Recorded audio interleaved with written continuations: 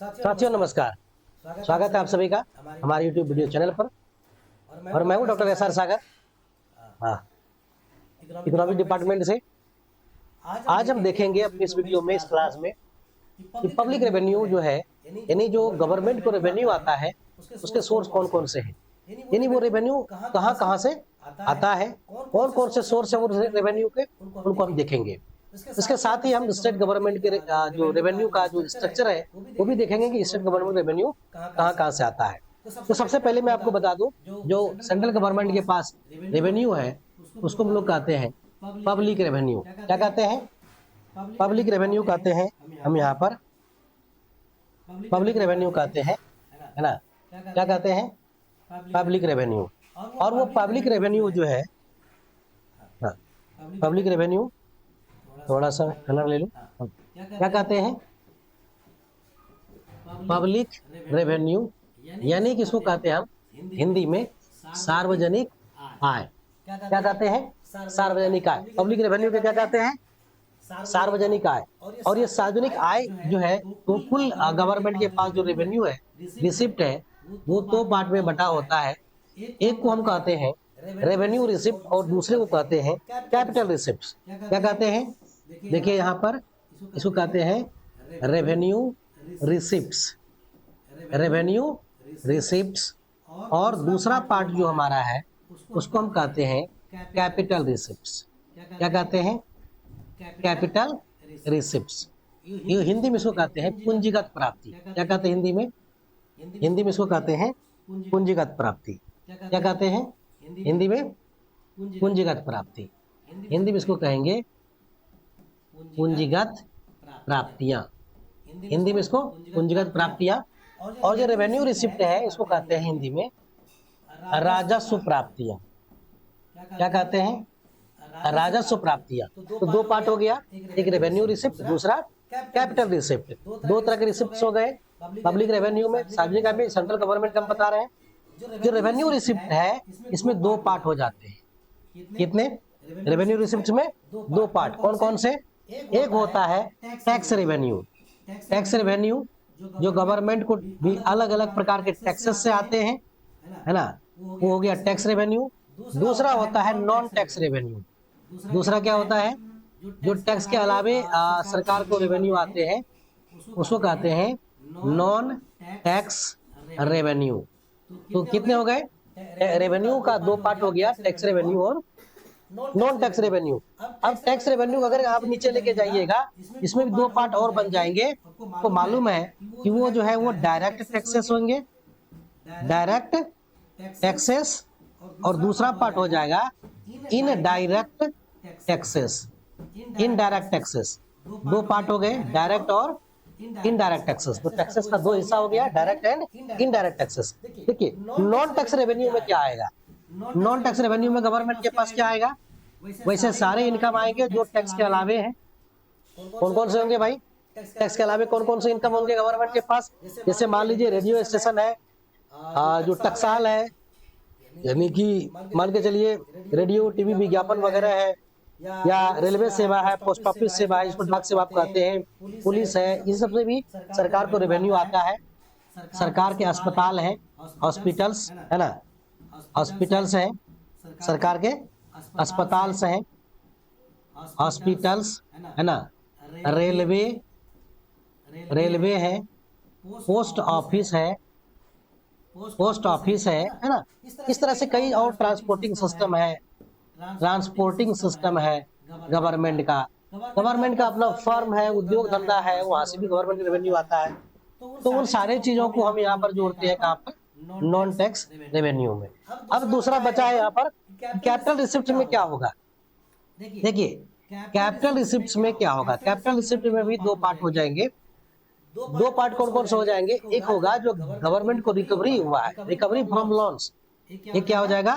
अगर गवर्नमेंट ने कर्जा दिया है तो वहां से अगर रिकवरी हुआ है, रिकवरी फ्रॉम लोन्स और रिकवरी ऑफ लोन्स, अगर रिकवरी हुआ है तो वो, नहीं तो अगर गवर्नमेंट ने जो क्या कहते हैं उसको हम लोग कर्जा लिया है तो वो है borrowing, loan and borrowing, loan and borrowing. ये किसका है?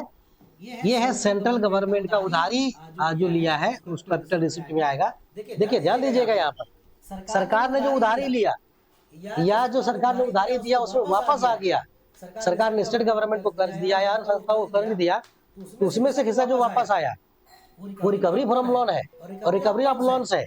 और अगर मान लीजिए गवर्नमेंट ने लोन लिया है कहीं से, तो वो क्या है, वो लोन है, ये दोनों कैपिटल रिसिप्ट में आएगा।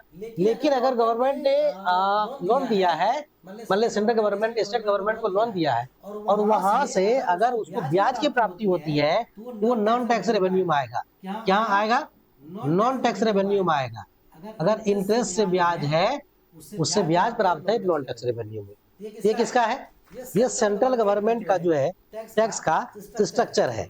लेकिन अगर हम आपको स्टेट गवर्नमेंट के टैक्स स्ट्रक्चर पर लेके चलेंगे तो वो थोड़ा सा अलग हो जाएगा। क्या अलग हो जाएगा यहाँ पर, तो थोड़ा अलग क्या हो जाएगा स्टेट गवर्नमेंट का, उसको यहाँ पर देखना चाहिए हमें, है ना। चलिए उसको हम स्टेट गवर्नमेंट के रेसिप्ट पर आपको लेके चलते हैं। कहाँ पर, स्टेट गवर्नमेंट का टोटल रिसिप्ट होता है वो कितना कितना होता है ना।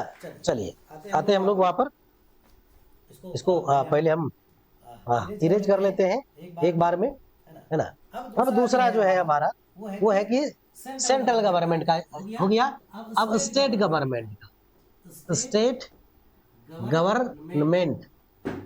गवर्नमेंट राज्य सरकार का क्या स्ट्रक्चर है टैक्स का, उसको भी लेके चलते हैं। देखिए स्टेट गवर्नमेंट का जो है, स्टेट गवर्नमेंट है ना, इसका जो पब्लिक रेवेन्यू है, ध्यान दीजिएगा, पब्लिक रेवेन्यू स्टेट गवर्नमेंट का जो आय है, जो राज्य के जो आय है, इसको उसी तरह से बांटेंगे हम लोग, दो पार्ट में बांटेंगे। एक को कहेंगे हम लोग क्या, रेवेन्यू रिसिप्ट, क्या कहेंगे, रेवेन्यू रिसिप्ट्स। एक हो गया हमारा, क्या हो गया, रेवेन्यू रिसिप्ट्स। दूसरा हो जाएगा यहाँ पर capital receipts, capital receipts. Revenue receipt में क्या आएगा, देखिए रेवेन्यू दो तरह होंगे, टैक्स से भी होंगे और नॉन टैक्स से भी होंगे, है ना। दो तरह का होगा रेवेन्यू, एक होगा यहाँ पर, लेकिन थोड़ा सा अलग स्ट्रक्चर होगा, टैक्स रेवेन्यू, और दूसरा क्या होगा, non tax revenue. Central government के जो है थोड़ा सा डिफरेंट है यहाँ पर, स्टेट गवर्नमेंट का टैक्स स्ट्रक्चर। अब यहाँ पर देखिए टैक्स रेवेन्यू में जो है दो पार्ट है यहाँ पर, किसका किसका दो पार्ट किसका है, स्टेट गवर्नमेंट का। दो पार्ट में क्या है, एक तो वो है जो कि स्टेट गवर्नमेंट को यहाँ पर मिलता है सेंट्रल से, है ना, सेंट्रल, यानी कि केंद्र सरकार के कर में जो राज्य का हिस्सा है उसमें टैक्सेस फ्रॉम सेंट्रल गवर्नमेंट, है ना। संघीय करों में राज्य का हिस्सा, राज्य का कितना हिस्सा है, किसका, राज्य का, किसमें, टैक्स रेवेन्यू में, taxes from central government. Central government के टैक्स में कितना हिस्सा है किसका, राज्य का। केंद्र सरकार को जो कर उसमें भी तो राज्य का हिस्सा होता है, एक हिस्सा वो हो गया। दूसरा हिस्सा क्या है, टैक्स का, राज्य का अपना जो है टैक्स, तो state tax revenue, state tax revenue, यानी कि टोटल टैक्स रेवेन्यू जो है उसमें क्या है, एक तो सेंट्रल गवर्नमेंट के टैक्स में राज्य का हिस्सा है ना, राज्य का हिस्सा। दूसरा स्टेट टैक्स जो है उसमें अपना स्टेट का अपना टैक्स है। अब दूसरा नॉन टैक्स रेवेन्यू में क्या है, एक तो स्टेट नॉन टैक्स रेवेन्यू है, क्या है, एक है state non tax revenue, non tax revenue, state government का नॉन टैक्स रेवेन्यू। दूसरा क्या है कि केंद्र सरकार से जो है उसको सहायता और अनुदान मिलता है ना, subsidies, subsidies from central government, है ना, सब्सिडीज फ्रॉम सेंट्रल गवर्नमेंट। तो नॉन टैक्स में भी राज्य का हिस्सा अलग हो गया, एक हो गया सेंट्रल गवर्नमेंट से कितना सब्सिडी मिला, दूसरा हो गया भाई स्टेट गवर्नमेंट का जो अपना नॉन टैक्स रेवेन्यू क्या है ना। तो ये हो गया हमारा।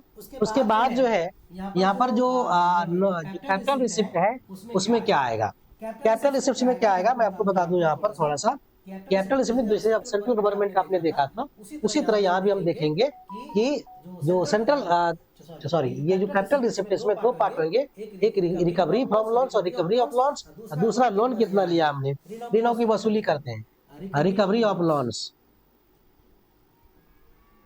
रिकवरी फ्रॉम लोन्स, यानी लोन जो दिया उसमें रिकवरी कितना हुआ, और लोन एंड बोरोविंग, उधारी कितना लिया स्टेट गवर्नमेंट, है ना। तो ये स्ट्रक्चर हमारा है स्टेट गवर्नमेंट और सेंट्रल गवर्नमेंट का जो टैक्स का स्ट्रक्चर है ना। चलिए ये हमारा हो गया। कैसा लगा हमारा ये वीडियो हमको कमेंट बॉक्स में बताइएगा, और इसमें कुछ मॉडिफिकेशन लगे तो वो भी कमेंट कीजिएगा, हम नेक्स्ट वीडियो में इसको और सुधारेंगे, है ना।